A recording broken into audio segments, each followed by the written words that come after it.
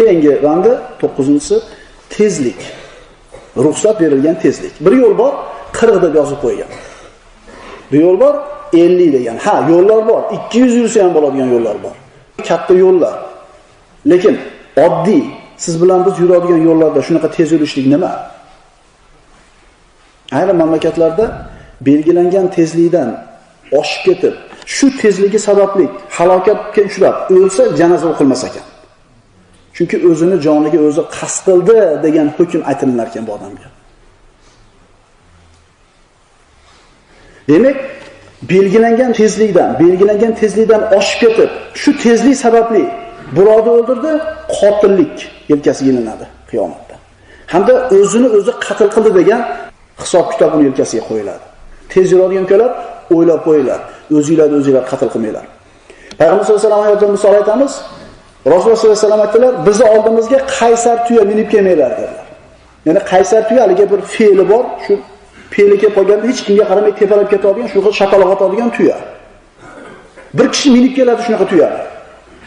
Tuyasi boyagi fe'li tutib qolib, egasini tepalab o'ldirib qo'yadi. Nabiy sollallohu alayhi vasallam shu kishining janozasini o'qimagan. Tushundinglar-a? Shuning uchun sekinroq yuringlar. Alloh taolo bergan jonni ehtiyot qilinglar. Undan tashqari haydovchi akalar, sizlar oilali bo'ldingiz, 4 ta farzandli bo'ldingizmi? Endi siz farzandlarning mulkisiz. Tushuntira oladimmi? Agar siz o'lsangiz, 3 ta bolaga qarovchi qolmaydi. Siz endi o'zingizning mulkingiz emassiz. Siz farzandlaringizni, oilangizni mulkisiz. Farzandlaringizni, oilangizni mulkini ehtiyot qiling. Agar o'zingizga kerak bo'lmasangiz, bolalaringizga keraksiz. Katta avtobazalardan chiqib ketishda yozib qo'yardi, ko'rardik. Dadajon, biz sizni kutamiz deb turardi. Yozib qo'yardi, bir ayol bolasini ushlab turgan, xullas chiqib ketayotganda ko'zingni och, uyingda bola chaqang bor degan narsani ilib qo'yardi. Shunaliga haydovchilar farzandlarimiz uchun o'zimizni ehtiyot qilaylik. Wala taqtulu anfusakum innalloha kana bikum rahima. Alloh aytadi, hamda bir-birlaringizni o'ldirmangiz. Ya'ni o'zingizlar o'ldirmanglar, albatta Alloh sizlarga mehribon bo'lgan zotdir. To'g'ri, inson shoshilib bir joyga ketayotgan bo'ladi, endi o'lishi yozgan ekanda, tez yurmasa ham o'lardi-da deyishimiz mumkin. To'g'ri, Allohning taqdiri bo'ladi. Lekin shu taqdir bo'lgandan keyin, demak, shuna bo'lib o'lishni yozgan ekan deb, biz taqdirni ish bo'lgandan keyin hujjat qilamiz.